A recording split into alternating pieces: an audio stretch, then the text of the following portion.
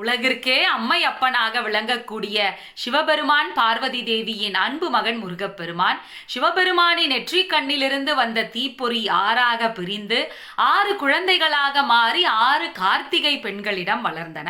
அந்த பெண்கள் அந்த 6 குழந்தைகளையும் ரொம்ப சிறப்பா பாசத்தோடு வளர்த்தனர்.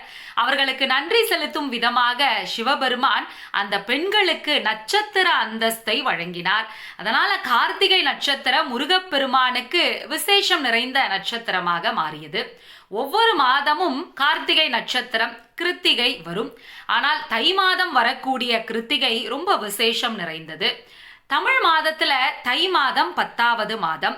குழந்தை பேற்றுக்காக காத்திருக்கக்கூடிய பெண்கள் இந்த தை மாதத்தில் வரக்கூடிய கிருத்திகை அன்று விரதம் இருந்து முருகப்பெருமானை வேண்டிக் கொண்டால் தை மாதம் எப்படி 10வது மாதமோ அதே போல அவர்கள் 10 மாதம் தன்னுடைய வயிற்றில் சுமந்து குழந்தை பெற்றெடுக்கக்கூடிய பாக்கியத்தை பெறுவார்கள். செவ்வாய் பகவானுக்கு அதிபதி முருகப்பெருமான்.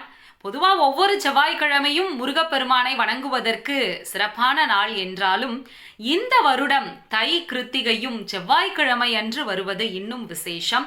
தை கிருத்திகை அன்று நாம் விரதம் இருந்து முருகப்பெருமானையும் கார்த்திகை பெண்களையும் வணங்கினால் நம்முடைய வேண்டுதல்களுக்கு எல்லாம் கார்த்திகை பெண்களும் செவிசாய்த்து முருகப்பெருமானிடம் பரிந்துரை செய்வார்கள் என்பது நம்பிக்கையாக இருக்கிறது.